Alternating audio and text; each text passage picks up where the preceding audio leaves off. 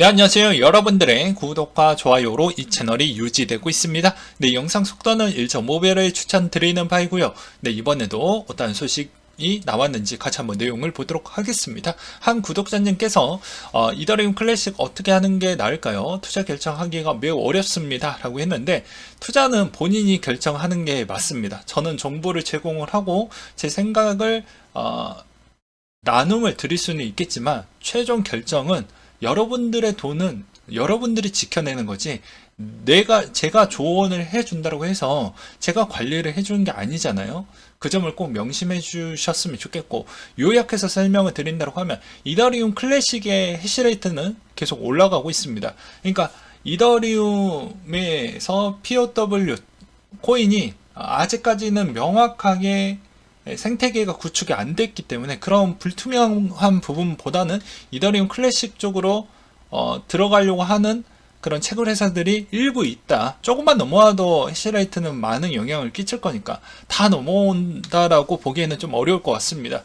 그렇기 때문에 여기서도 몇 대 몇 가지 이쪽으로 이더리움 클래식으로 갈 것이냐, 그리고 이더의 POW 코인 쪽으로 갈 것이냐, 이 차이일 것 같고요. 그 다음에 이더리움 POW 코인에 따른 측면에서도 채산성이 아직까지 뭐 좋을 것이다, 나쁠 것이다, 이거 예측하기가 매우 어렵습니다. 그러면 차라리 이더리움 클래식 재단과 해당에 있는 채굴회사 연합 체계와 공생적 관계가 있기 때문에, 그리고 그쪽 재단 측도 생각보다 좀 긍정적으로 좀 보고 있기 때문에 나쁘진 않을 것이다. 그리고 최근에 비트메인에서 $1000만 정도 투자를 들어갔기 때문에 아무래도 채산성이 나쁘다고 해도 장기적으로 봤을 때 이더리움 클래식도 나쁘지 않을 것이다. 왜냐? 공세적 관계로 채굴회사들이 일정 고정비를 지출을 해주면서 같이 시너지 효과를 낼 수 있게끔 그렇게 만들어갈 것으로 보여지기 때문에 저는 나쁘지는 않을 것 같다. 단기, 중기적으로는 나쁘지 않을 것 같다.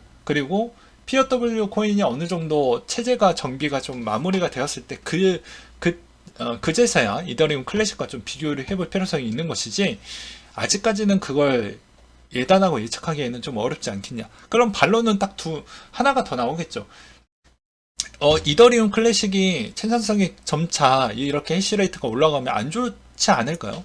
그럼 저는 역으로 또 질문을 던질 것 같아요. 오히려 POW 코인도 아직 생산성에 따른 검증이 안 됐는데 어떤 게 더 좋냐 나쁘냐 이렇게 할 수가 없는 겁니다. 채굴회사는 어찌됐든 간에 장기적인 프로젝트로 둘 중에 하나는 선택을 해야 돼요. 근데 결과론적으로 보게 되면 둘 다 일단은 물음표에 일단 있죠. 그러면 반대로 이더리움이 가장 안 좋았던 17년도, 18년도 때 이더리움이 되게 생산성이 안 좋았었을 때 그 장기간 동안 채굴회사들이 손실분을 다 감내하면서 채굴을 했던 이유가 무엇일까요? 그러니까 무슨 말인지 아시겠죠? 네, 장기간으로 보았을 때 그 미래에 있는 방향성이 나쁘지 않는다라고 하면 그냥 베팅에 들어가는 게 맞는 것이고요. 내가 생각해봐도 이건 좀 아닌 것 같다라고 생각을 하면 뭐 또 다른 결정을 하는 게 맞겠죠. 굳이 여기에서 승부처를 할 필요성이 없잖아요. 코인도 섹터가 여러 가지가 있는데 말이죠. 저는 그렇게 좀 말씀을 드리고 싶고요. 그 다음으로 시황 부분 한번 보도록 하겠습니다. 네, 중국 정부가 일부 민간 부동산 개발업체 발행한 채권의 보증해 주기로 결정이 나왔다고 합니다. 채권 보증 조치는 이전에 신용 위험의 완화 보증보다 개선된 조치로 평가받은 가운데 노보라는 이러한 지원이 지속될 것인지는 좀 추적할 필요성이 있다고 나왔고요. 그 다음으로 용호 부동산 자회사로 해당 기업은 24일 10억에서 17억 위안의 규모의 위안화 표시 채권을 발행할 예정이 있다라고 합니다. 그 다음에 달러 인덱스 추이는 106.65를 기록을 했다라고 하는데요. 미 연준의 7월 FOMC 회의 의사록이 매파적으로 평가받고 있는 가운데 중국의 경제지표 부진이 안전자산 선호 심리의 강화에 따른 강세 요인으로 작용을 했다라는 것과 금 가격 추이는 온스당 1760달러 선으로 마감을 보여주었다고 합니다. 네, 중국의 경제 지표 부진에 따른 영향과 금의 귀금속 수요 감소라는 영향성으로 좀 조정을 받았다는 것과 유가는 배럴당 88.11달러 선으로 마감을 보여주었다고 하는데요. 원유 재고 감소 소식에 전해진 가운데 허리케인이 본격적으로 시작이 되면 원유 공급 감소가 더 심해지는 거 아니냐라는 분위기로 인해서 일시적 반등이 좀 나와 주었다고 합니다. 여러분들은 에너지 부분에 대해서 상당히 관심도가 뜨거울 것으로 보여져서 또 에너지에 관련된 내용을 좀 더 길게 한번 주관적으로 한번 설명을 드리도록 하겠습니다. 자, 보게 되면 수요와 공급이라고 써져 있죠. 일단 수요 부분을 보게 되면 고유가 때문에 수요가 낮아진다면 저유가 때문에 다시 증진하게 되어져 있다. 그렇기 때문에 이게 계속 사이클로 물린다라는 것이죠. 그리고 크게 방출한 전략 비축류 어차피 다시 채워야 되는 곡선이 있기 때문에 거의 한 11월 정도 때부터는 계속 보충을 해야 됩니다. 그럼 겨울 시즌 때가 되면 유가가 아무리 지금 조정이 좀 나왔고 100달러가 붕괴가 됐다고 해도 일시적이더라도 다시 올라갈 수 있는 반등의 여지는 남아져 있다고 보는 게 맞겠죠. 그 다음에 중국 경제가 락다운 영향에서 탈출을 한다라는 부분이 있는데 이거는 어려울 것 같습니다. 제가 보기에는. 왜냐면 중국 자체가 어떻게 보면 한국이 중간재를 만들고 일본이 어떻게 보면 원료 공급을 해주고 이 소재나 원료 공급을 해주고 있는 입장인데, 그러면 중국이 완성품을 만드는데 실질적으로 미국에 있는 필수 소비재 빼놓고는 다 구매력이 둔화가 됐기 때문에 중국도 생각보다 타격이 장기적으로 갈 확률이 매우 높기 때문에 생각보다 이게 어떻게 될지는 저도 좀 더 봐야 되지 않을까라고 좀 말씀을 드리고 싶고요. 공급자 입장으로 한번 보게 되면 높은 금리 수준이 유지가 되어가고 있고 그것으로 인해서 또 투자하기가 좀 어렵다. 그리고 ESG 트렌드 때문에 적극적으로 투자할 필요도 없다. 왜냐면 어차피 ESG라고도 이렇게 또 프레임 씌워버리면 또 접해가 되어버리는 거 순식간이거든요. 그러니까 지금 또 급하다라고 해줬는데 어느 순간 정치인들이 항상 박쥐 같은 애들이잖아요. 그러니 우리만 기업가 입장으로 보면 손해죠. 예. 그렇기 때문에 증산에 생각보다 소극적이다. 아니면 장기적으로 몇 년 동안 ESG 부분은 좀 변제권을 좀 주던지요. 근데 그런 거는 애초에 주지도 않으면서 증산만 하라고 하니 양아치 라고 이야기할 수밖에 없겠죠. 그 다음에 오일 서비스 부분의 인플레이션이 특히나 심한 것도 한몫이 좀 나오고 있다 라는 내용이 있었고요. 굳이 투자 받을 이유도 없으며 이러한 상황에서 돈 잘 벌고 있는데 굳이 여기에 감내할 필요성이 있겠냐. 그러니까 공급 부분도 뭐 제가 저번에도 이야기를 했지만 2019년도 대비만큼은 똑같이 맞춰놨습니다. 그러니까 코로나 팬데믹으로 유가가 거의 어떻게 보면 선물로는 마이너스 때까지 가기도 했었죠. 근데 이게 다시 공급 추이가 2019년도 대비와 거의 똑같이 맞춰놨어요, 지금. 여기에서 이제 10만 배럴 정도 좀 더 증산을 해준 건 있죠. 예. 근데 여기서 더 추가적으로 해줄 거라고 하면 경기가 좋아야 되는데 경기가 좋지 않은 상태에서 중동도 지금 투자를 많이 해야 되잖아요. 뭐 어떻게 보면 스마트시티 구축한다라고 해서 어마어마하게 사우디는 지금 그런 상황이고, 그 다음에 또 생각보다 사우디 쪽에 따른 증산에 따른 여력도 생각보다 그렇게 좋지 않는다라고 하니까 그런 복합적인 요소를 본다라고 하면 제가 봐도 어느 정도 이해관계를 좀 생각을 해보면 역지사지인 것이죠. 둘 가지 측면을 다 보게 된다고 하면 이런 이해관계가 좀 있다더라. 근데 여러분들은 이런 생각도 해보셔야 되는 게, 지금이 만약에 유가가 많이 떨어진다고 해서 이게 이렇게 올라갈 수 있을 만한 또 여지 중에 하나는 이제 뒤에 가서도 한번 설명을 드리도록 하겠는데요. 그 이유는 천연가스가 가격이 생각보다 미쳐버렸습니다. 예. 많이 둔화가 됐는데 최근에는 좀 많이 올라갔어요. 네, 미쳤죠. 예. 이렇게 미쳤습니다. 그러면 어떻게 될까요? 사람은 항상 올라가나 보다 여기에서 이렇게 생각하는 사람도 있겠지만 여기서 살려고 하는 사람들이 또 다른 생각을 갖게 되죠. 생계를 위해서. 그러면 대체 에너지를 찾게 됩니다. 대체 에너지가 무엇일까요? 네, 원유이겠죠. 그렇기 때문에 이게 천연가스가 많이 올라가기 때문에 에너지에 따른 문제점이 생각보다 어려울 수 있다. 뭐 이렇게도 점치시는 분들이 간혹 계시긴 하겠지만 제가 보기에는 유럽의 가스 재고량 추이가 어느 정도만큼은 올라왔기 때문에 이번 겨울 시즌 때까지는 어찌저찌하게 버틸 수 있을 정도까지는 될 것으로 보여집니다. 그리고 굳이 천연가스 빈도가 저만큼 올라갔다고 하면 어차피 사용할 사람들은 더 사용을 할 것이고요. 사용 못할 사람들이 대부분인데, 대부분 자동차를 타지 않고, 자동차를 타지 않고 자전거를 더 많이 이용을 하고, 이런 형태로 자기의 있는 생활 패턴을 바꿀 수밖에 없고 대체 에너지를 좀 더 많이 쓰는 형태로 갈 수밖에 없기 때문에, 그런 형태로 조정이 된다고 하면 충분히 감대할 수 있을 만한 요건은 되지 않을까. 산업의 생산치 추이는 캐파를 꽉 채울 정도는 안 될 것 같습니다. 가동률을 좀 더 내린 상태에서 운영을 할 것으로 보여지기 때문에, 이거는 아마 내년에 침체에 있는 다른 규모의 있는 액션은 워낙 크게 나올 것으로 저는 보고 있습니다. 그러니 어떻게 보면은 이번에 유럽에 있는 이 사태가 생각보다 좀 내년에 침체에 있는 속도가 더욱더 가속도가 붙을 것인데요. 협상을 이 가을에서 겨울 사이에 분명히 해야 될 것으로 저는 보고 있는 실정입니다.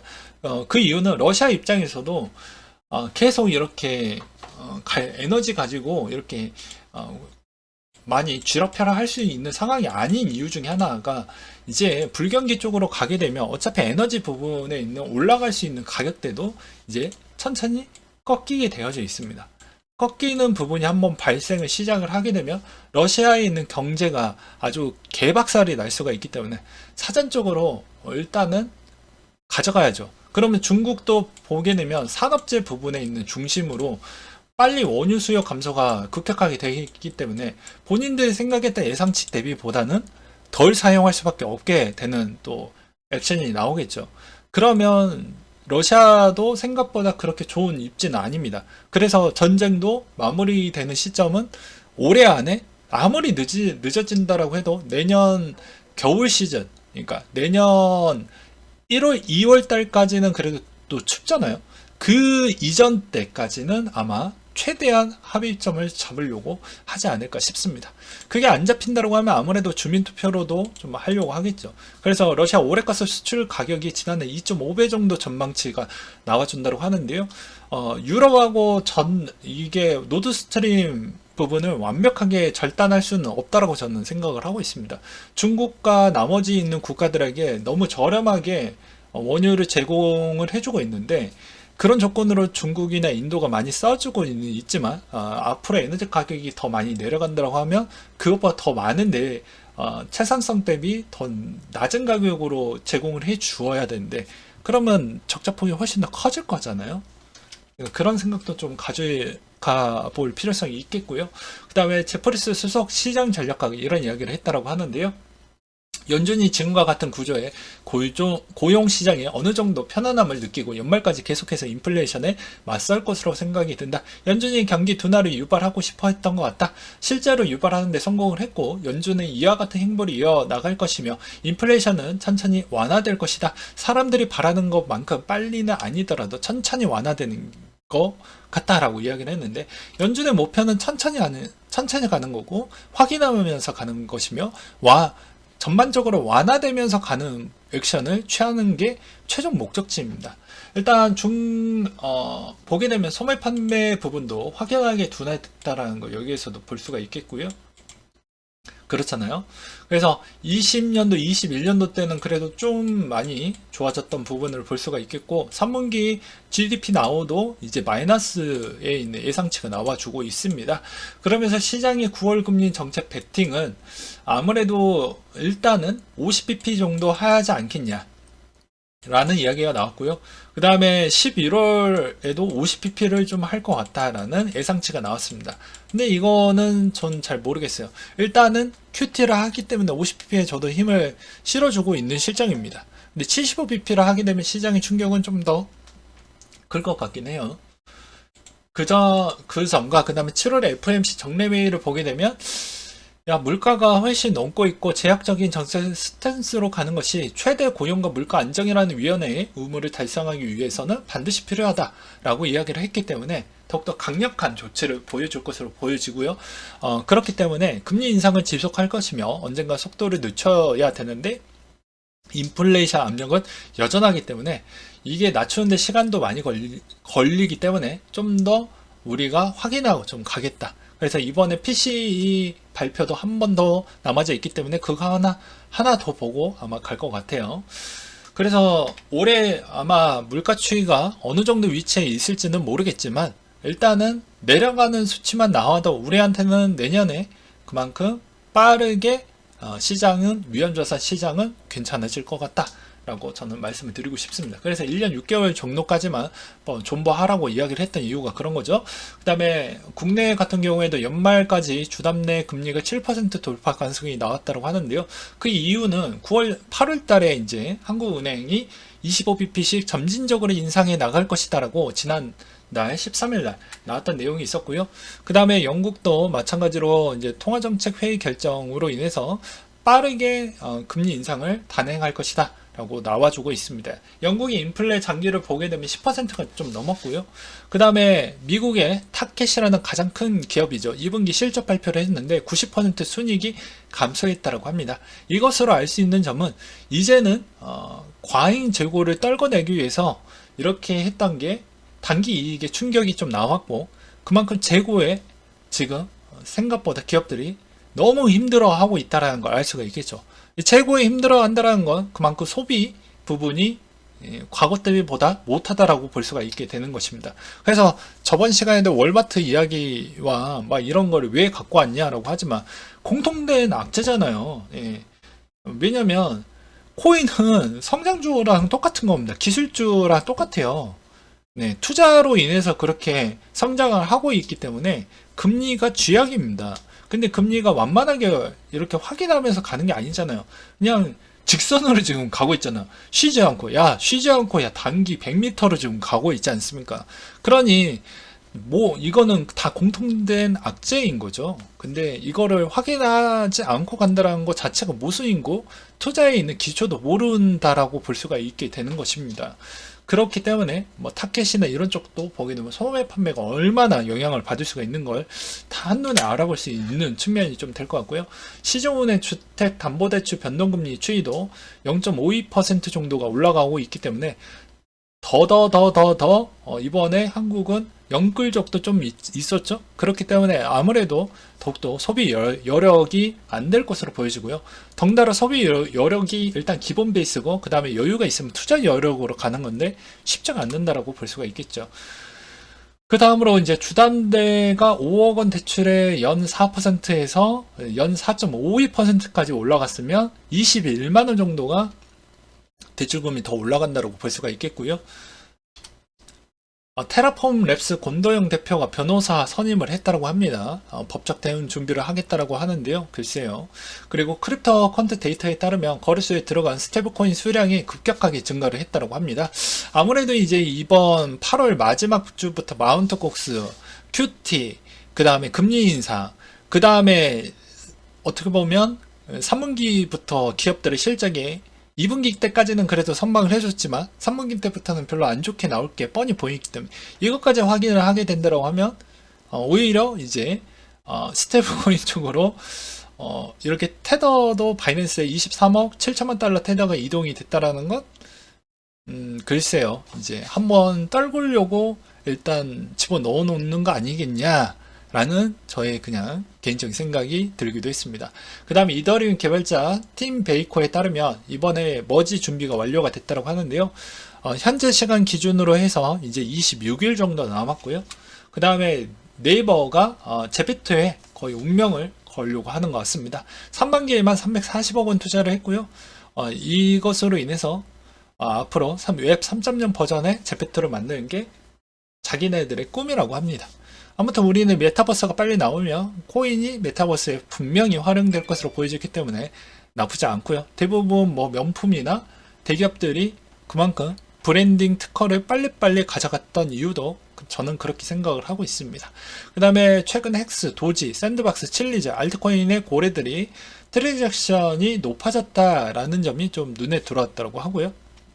아무래도 3.0 쪽에 구글 트래픽만 본다라고 해도 아직도 죽지 않았기 때문에 그런 쪽에 관심도가 꽤 계속 높아진다라고 보는 게 맞을 것 같고, 넷마블 자회사가 메타버스 월드 자체 메인넷 구축에 시동을 걸고 있다고 했어요. 플랫폼 큐브를 운영하고 있는 메타버스 월드가 자체 메인넷을 준비하고 있다고 합니다. 그 다음으로 미국의 연준 이사가 은행과 암호화폐 서비스 제공 수요가 크다라고 하는데요. 이제 패드나우를 준비를 하는 게 소매 쪽 기준인 거예요. 그러니까 소액 결제 기준이라고 보시면 될 것 같습니다. 그렇기 때문에 패드나우가 옛날에 뭐 XRP에 따른 문제점이 또 나오는 거 아니냐, 뭐 위기가 나오는 거 아니냐, 그건 일단 패가 다 나와봐야지 알 것 같고요. 네, 그 다음에 EOS IO 리브랜딩이 나와서 최근에 이제 어떻게 보면 이오스가 좀 급등을 보여주기도 했습니다. 장중에 뭐 13, 14%대까지 올라가기도 했었는데요. 보게 되면 이오스 대체할 새로운 포크 퍼블리체 엔텔로프를 출시를 했다. 그러니까 리브랜딩 때문에 온 게 아니고 포크 받기 위해서 좀 거래량이 좀 많이 터져준 거 아니냐라고 저는 보고 있습니다. 근데 이 포크하는 이유가 무엇일까요? 과거 우리가 이오스를 보게 되면 좀 아픈 손가락이라고 표현을 드리고 싶습니다. 그러니까 무슨 말이냐면, 이게 프로젝트가 생각보다 잘 흘러갔다라고 하면 이 정도까지는 안 되는데, 어떻게 보면은 블록원이 움직여 주지도 않고, BP들은 자기네들, 이자만 그러니까 수입만 따박따박 다 챙겨 먹고, 아무것도 처하지도 않고, 자리 싸움만 오지게 하고 있고, 이게 기본 베이스가 누군가가 나서서 무언가를 해야 되는데, 일단은 그렇지 않는 것이죠. 그래서 지금에 있는 이 위치까지 오게 된 겁니다. 그래서 어떻게 보면은 이더의 뭐 파괴력이 있는 경쟁사 플랫폼으로 이오스가 막 주목을 많이 받았던 때가 그립기도 하는데요. 아무튼 뭐 지금 객관적으로 보게 되면 이제 이 엔텔로프가 나와서 이제 그만큼 어떻게 변화되는 과정이 얼마나 현실성 있게 나올 것이냐가 중요할 것입니다. 근데 이오스와 마찬가지로 계속 탈중앙화를 주장을 하면서 가는 방향성은 전 나쁘다고 봅니다. 왜냐하면 리더가 없으면 이게 운영에 있는 결과값이 잘 안 나옵니다. 회사 생활 해봐서 아시잖아요. 네, 토론을 했었을 때는 뭐 다양하게 경청하고 소통하는 그런 모습은, 그런 형태로 보는 거는 괜찮지만, 어떠한 사업 부분에 있는 주체성을 가졌을 때는 무조건 리더가 있어야 됩니다. 그래서 이게 또 자기 입맛대로 탈중앙화 이야기를 하는데, 어떻게 보면 지금에 있는 모든 코인 회사들은 탈중앙화라고 보기에는 어려워요. 예. 근데 그냥 어떤 기준점으로 보면서 탈중앙화냐 중앙화냐, 이거에 따라서 좀 달라지는 것이죠. 그래서 제가 보기에는 이 엔텔로프가 여기에서 이제 실망감이 있었던 애들이 이쪽으로 다 넘어오게 될 것인데, 그랬을 때 엔텔로프가 얼마나 성장 가능성이 나올지는 일단 물음표일 것 같고, 그래도 이오스 어떻게 보면 수익이 마이너스 나셨던 분들은 웬만하면은 좀 더 들고 가는 게 낫겠죠. 그 다음으로 중국 채굴자들이 이더리움 포크를 하는 이유는 채산성에 있다라는 게 현실인데, 객관적으로 보게 되면 아까도 설명드렸다시피 POW 코인이 채산성이 다 보장을 해준다, 이런 형태가 아닙니다. 아직 컨셉을 잡고 있기 때문에 아직은 모르는 거예요. 그래서 일단은 중립기업 받고 있는 게 맞는 겁니다. 근데 이것도 저것도 싫고 빨리 체제 정리를 해야 되고 그러고 싶으면 이클로 가는 게 맞겠죠. 그래서 이클로 100% 다 간다라고 보기에는 어렵고, 어느 정도 좀 갈리게 될 것인데, 좀 이제 챈들러가 어떻게 하느냐에 따라서 좀 달라진다라고 저는 보고 있고요. 에이다 설립자가 바젤 하드 포크 테스트에 잘 진행되고 있고, 8월 말에 스탠포드 대학의 연구실을 열 거라고 합니다. 네, 마지막으로는요, 아무래도 디파이가 최근에 회복기를 좀 더 빨리 갔던 이유는, 이번에 디파이에 문제가 나왔던 측면에서 일부 해소가 됐다라는 것, 그리고 두 번째로는 파산될 만한 회사들은 어느 정도 정리가 됐고, 규모가 있었던 애들은 어느 정도 정리가 됐다라는 것, 그리고 세 번째로는 이제 이더리움 쪽에 있어서 이제 다시 어떻게 보면 이번 머저 업데이트로 인해서 어떻게 보면 대출 플랫폼을 더 이용하려고 하는 자들이 일시적으로 일단 늘어났다라는 거, 그 점을 좀 보실 필요성이 있겠고요. 최근에 이제 비트코인에 있는 방향성은 제가 보기에는 아무래도 9월달 정도는 무조건 한 테퍼는 쉬어갈 것으로 보여진다. 그 9월달에 좀 쉬어가는 것까지는 인내심을 잘 길러내면서 가기를 전 좀 말씀을 드리고 싶습니다. 네, 그렇게 보는 게 맞을 것 같아요. 그래서 여러분들이 아직 야 1년 5개월 정도 어떻게 기다리냐라고 하지만 시간은 갑니다. 명언이 있죠. 국방부 시간은 숨을 쉬어도 계속 흘러가고 있죠. 예. 지금 이 순간에도 계속 흘러가고 있죠. 예. 그거 아마 남성분들이라면 다들 이해를 하실 것으로 보여지고요. 이제 또 어떻게 보면 미국 지수가 그만큼 많이 반등이 나와주었기 때문에 한테폭 기술적으로 쉬어가는 구간이라고 보는 게 맞습니다. 그리고 이제 미국이 실적 발표 3분기 실적 발표가 나오는 시점이 나오게 되면 그때도 별로 좋지 않을 것으로 보여지기 때문에 코인도 마찬가지로 일시적 조정이 나올 수밖에 없는 구간이라고 볼 수가 있는 것이죠. 그렇기 때문에 웬만하면은 이번에 좀 수익이 났던 것은 일단은 어떻게 보면은 그냥 체감상 그래도 약간의 위안이 되고 하지만 장기적으로 본다라고 하면 여기에서 포트폴리오 재정리 하실 분들은 재정리 하시고 나는 어떠한 전략과 어떠한 계획으로 할 것인지도 웬만하면 1년 또는 2년 형태에 있는 목표를 뚜렷하게 좀 세워보시는 것도 나중에 좀 도움이 될 것 같아요. 왜냐면 목표의 수익률은 가지고 계시는데 목표 기간에 있는 계획은 뚜렷하게 또 안 갖고 계시는 분들도 간혹 계시더라고요. 네, 이상으로 마치도록 하겠습니다.